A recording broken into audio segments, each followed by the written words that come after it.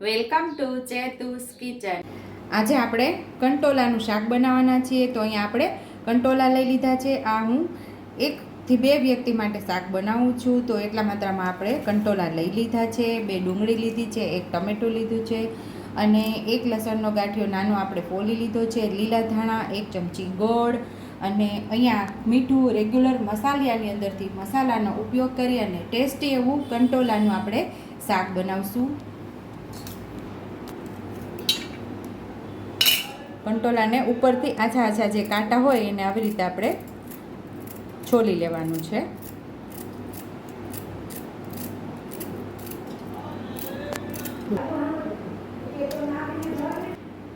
બે ભાગ કરી અને સરસ કૂણા કૂણા જે હોય કંટોલા એને આપણે આવી રીતે લાંબી લાંબી ચીરોની અંદર આપણે સુધારી લેવાના છે। તમને જે રીતે અનુકૂળ આવે એ રીતે કંટોલાને તમે સુધારી શકો છો। કૂણા હોય તો આવી રીતે આપણે સુધારી લેવાના છે, બિયા હોય તો બિયાનો ભાગ કાઢી લેવાનો।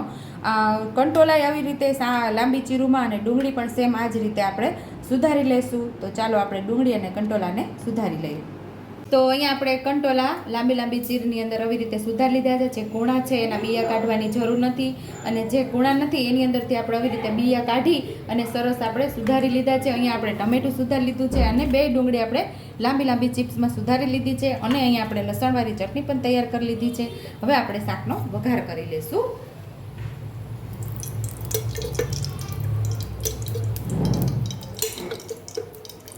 અહીંયા આપણે 4 પાવડા નાના તેલ ઉમેરેલું છે। તેલને આપણે સરસ ગરમ થવા દેવાનું છે। તો અહીંયા આપણું તેલ સરસ ગરમ થઈ ગયું છે, તો 5 ચમચીથી થોડું વધારે જીરું ઉમેરશું। ચપટી આપણે હિંગ ઉમેરી દેશું, ડુંગળી ઉમેરી દેશું,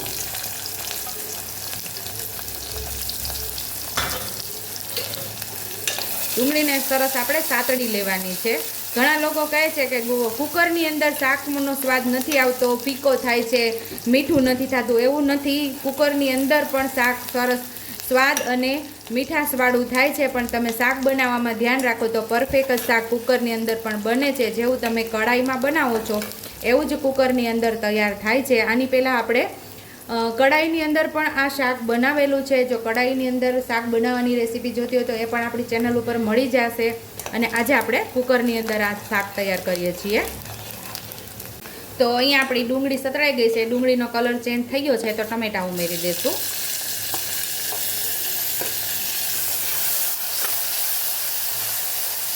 ટમેટાને થોડાક સાતળીને આપણે બધા મસાલા કરી લઈશું।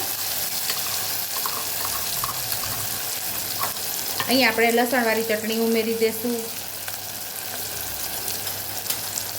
અડધી ચમચી જેટલી હળદર ઉમેરશું, 1 ચમચી જેટલું ધાણા જીરું પાવડર, સ્વાદ મુજબ મીઠું,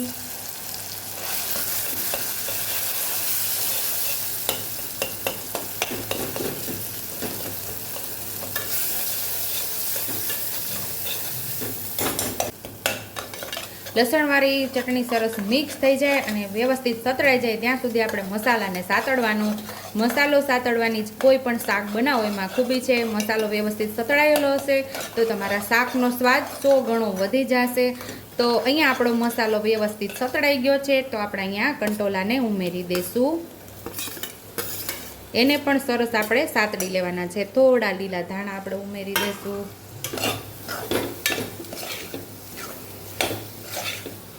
તો શાકને આપણે વ્યવસ્થિત અહીંયા સાતળી લીધું છે। શાક પણ મસાલા સાથે સતળાઈ ગયું છે, મસાલાથી કોટ થઈ ગયું છે અને તેલ પણ સરસ આપણું છૂટું પડવા લાગ્યું છે। તો અહીંયા આપણે હવે થોડું જેટલું શાક પાકે એટલું પાણી ઉમેરવાનું છે અને ગળપણ માટે આપણે ગોળ ઉમેરવાનો છે। તમે ખાંડ પણ ઉમેરી શકો અને સાકર પણ ઉમેરી શકો છો।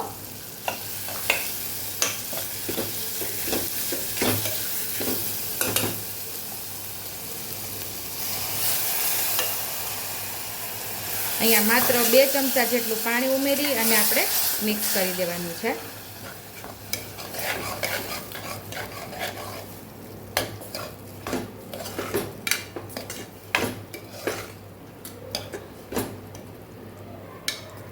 અહીંયા આપણે આ સાઈઝના 3 ચમચા જેટલું પાણી ઉમેરી અને 2 સીટી આપણે લઈ લેશું।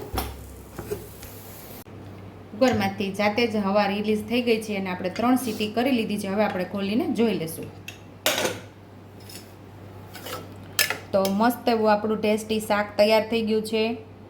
તો આપણું શાક પણ મસ્ત એવું ચડી ગયું છે. તો સર્વિંગ પ્લેટની અંદર શાકને હવે સર્વ કરી લઈશું. ટેસ્ટી એવું આપણું કંટોલાનું શાક તૈયાર છે. રોટલી, ભાખરી, પરોઠા કે રોટલા સાથે ખાવાની ખૂબ મજા આવી જાય તેવું આપણું કંટોલાનું શાક તૈયાર થઈ ગયું છે. જો તમને મારી રેસીપી પસંદ આવી હોય તો મારી રેસીપીને લાઇક કરજો, શેર કરજો, સબસ્ક્રાઈબ કરજો, હાઈપ કરજો, બેલ આઇકોનને દબાવતા ભૂલતા નહીં અને કમેન્ટ બોક્સમાં કમેન્ટ કરજો કે મારી રેસીપી કેવી લાગી. તો આવજો.